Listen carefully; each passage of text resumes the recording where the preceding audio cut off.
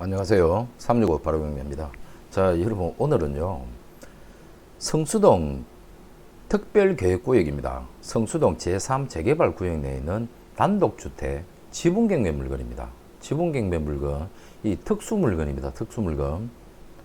이 지분경매로서 지분경매를 소유권을 취득하고 난 이후에, 그리고 공유무 분할 소송, 그리고 역경매를 또 방지해야 되고요.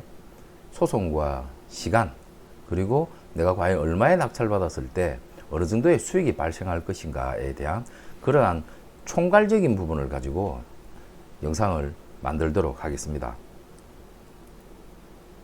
저 365 바로경매 유튜브 채널은요, 운영하는 저는 그 서초동 법무법인 해성에 부동산 경매 실무를 하는 사무장입니다. 부동산 경매 18년 지금 하고 있고, 부동산 24년을 운영하면서 여러분들한테 부동산 경매 실무에 대한 부분을 알려드리는 영상을 만들고, 개별 사건에 있어서의 혼자서 여러분들께 시간적인 부분, 그리고 뭐 실력적인 부분, 그런 것 때문에 다 하지 못하시는 분들께서 수임을 맡겨주시면 저희 법무법인 해성에서 사건 수임 받아서 이런 부분을 다 처리하는 일을 하고 있는 사무장입니다. 영상 내용이 괜찮으시면요, 구독, 좋아요, 알림, 공유하셔가지고 많은 분들한테 도움이 되었으면 좋겠습니다. 자, 이 영상 아주 복잡한 특수 물건입니다.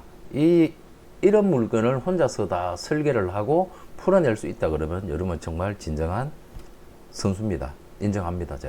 저도 특수 물건을 오랫동안 만져오면서 물건 하나하나 꼼꼼하게 정말 준비를 잘 해야 되는, 아주 뭐 공부하기에 좋다는 물건이보다요, 이런 물건은 정말 실전 경험이 많지 않고 실무를 하지 않으면 잘못 건드렸다가는 여러분들 뭐 절대로 혼자서 해결을 못할 그런 물건입니다.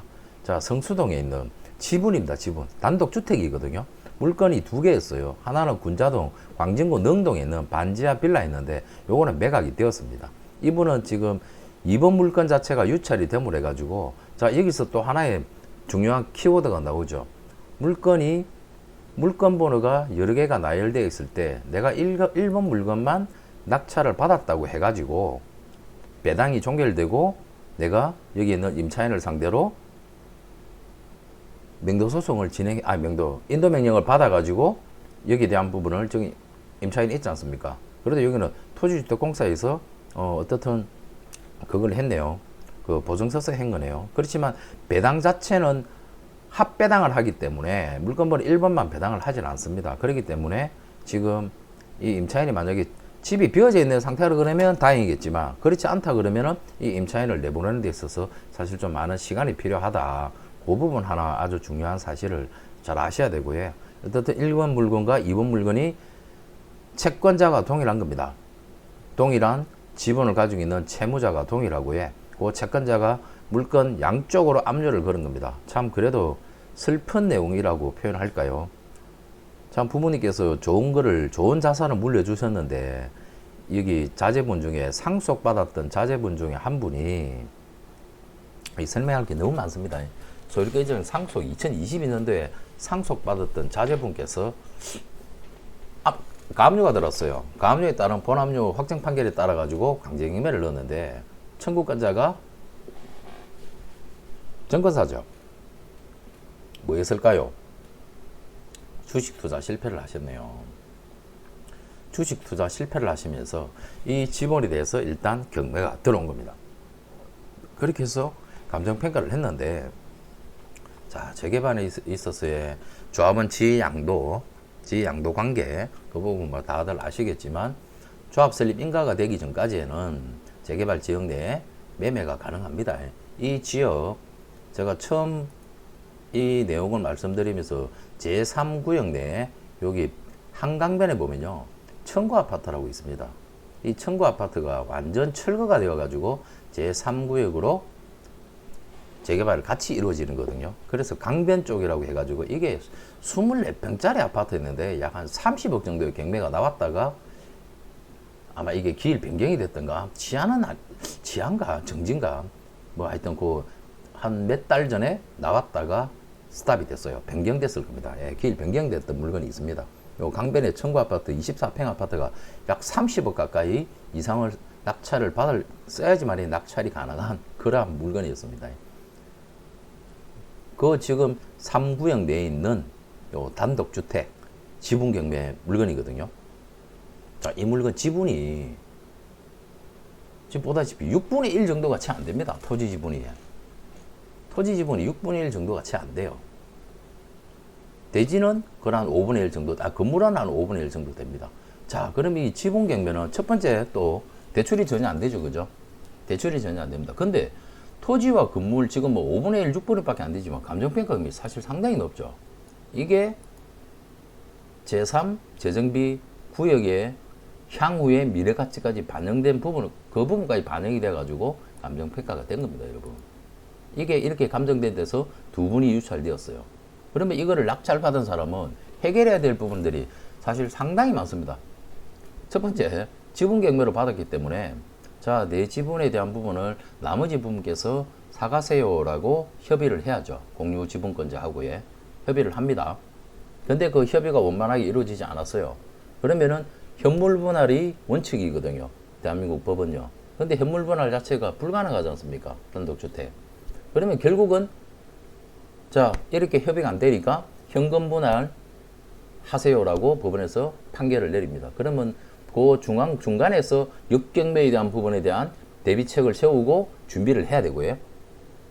자, 그러고 난 뒤에 현금 분할에 대한 부분이 결정이 났어요. 그러면 형식적 경매로 해가지고 이 물건을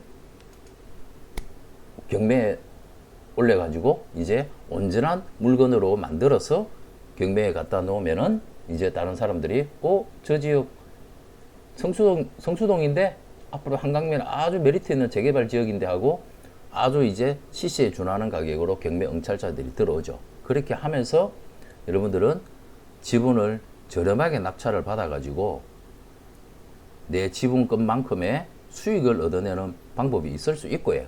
그리고 이거 아까도 말씀드렸다시피 대출이 안 됩니다. 대출이 안 되기 때문에 이 물건은 오로지 자기 현금을 가진 사람만이 도전을 할 수 있는 물건이고요. 내가 예를 들어서 5억의 낙찰을 받든 6억의 낙찰을 받든 뭐 3억의 낙찰을 받든 이 현금만 있는다고 되는 게 아닙니다. 소송도 해야 되고요. 그 사이에 많은 시간이 지나가게 될 것이고요. 금융에 대한 부분, 대출을 일으키진 않았지만 그 돈을 굴렸을 때 발생하는 금융이자 그런 부분도 계산을 해서 내가 어느 정도의 비용이 들어가겠고 거기서 플러스 알파로에 완전하게 소송을 공용을 분할 소송을 마치고 난 이후에 형식적 경매를 집어넣었어요. 역경매에 대한 부분까지도 방어를 다 했습니다.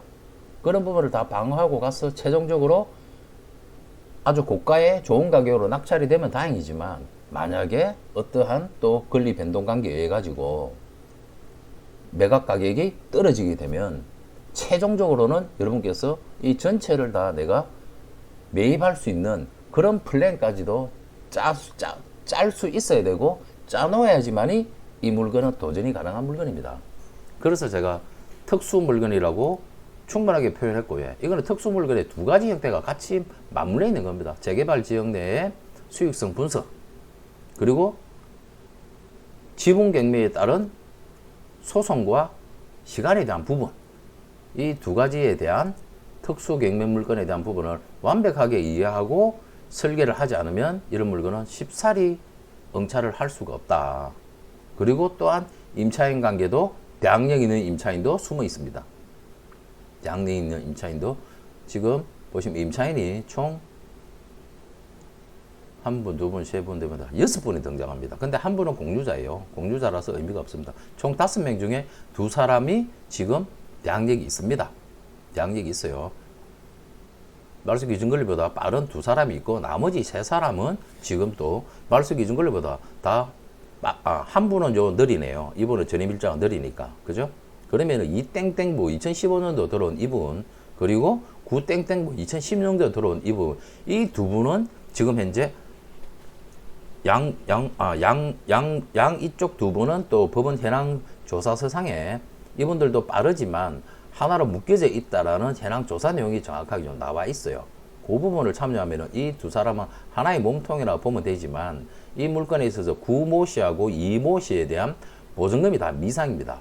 이 부분을 또 낙찰자가 인수를 해야 되고 이걸 나 혼자 인수하는 건 아니거든요. 지분만큼의 안분으로 해서 부담을 가집니다. 대신 내가 예를 들어서 내가 잔금을 지급하고 이번 경매 사건에 있어서 내가 납차를 받아가지고에 잔금을 법원에 납부했더니만 지금 이 사람이 자기 배당금을 다 못 받아갔다. 그러면은 이 사람들 대항력이 있으니까 자기 돈 다 받을 때까지 나가지 않을 거 아닙니까?